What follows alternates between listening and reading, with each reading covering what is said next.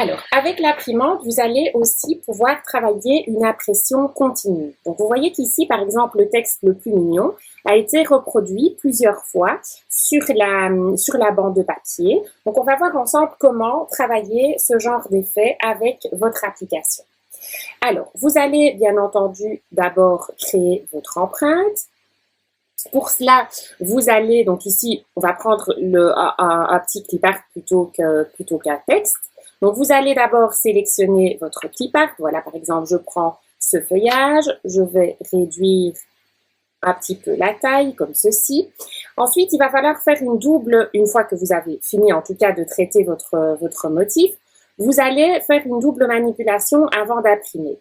Si vous voulez imprimer en continu et que vos feuilles viennent vraiment bord à bord, vous allez dans la zone d'impression tout en bas, retirer les espaces blancs, de façon à ce que votre motif se répète et soit collé les uns aux autres. Ça, c'est la première chose. Et la deuxième chose, bien entendu, à partir du moment où vous travaillez en continu, il faut cliquer sur marquage continu. Donc ça, ce sont les deux opérations que vous ne devez pas oublier lorsque vous voulez travailler comme ceci. Ensuite, une fois qu'on a sélectionné tout cela, il vous suffit d'imprimer. Donc, vous allez, une fois que tout est en ordre, passer sur votre papier, vous placez votre règle de positionnement pour travailler bien droit.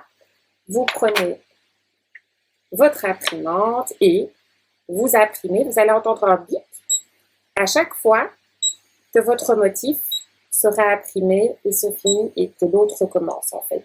Et voilà, vous obtenez une belle frise telle que celle-ci, sans devoir refaire à chaque fois une manipulation. Alors, vous allez donc pouvoir créer des choses telles que celle-ci, comme je vous ai montré, mais vous allez aussi pouvoir créer, par exemple, votre propre papier imprimé en répétant différentes lignes comme ceci au niveau de votre papier, au niveau de la hauteur. C'est tout à fait possible aussi. Autre petite astuce, c'est que vous allez pouvoir travailler vos rubans, tels que celui-ci. Donc là, vous voyez qu'on a travaillé non seulement des mots, mais aussi des clip-art et les différents motifs s'enchaînent de façon à créer un ruban façon papier imprimé. Alors, par rapport au ruban, on a un autre petit outil qui est bien pratique, c'est le guide pour ruban.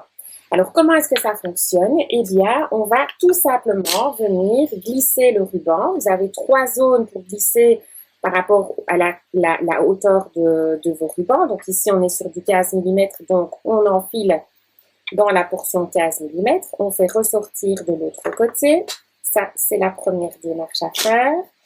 Ensuite, on va venir placer l'imprimante sur le guide. Et là, chose très importante à savoir, c'est que c'est l'imprimante qui va bouger et non pas le ruban.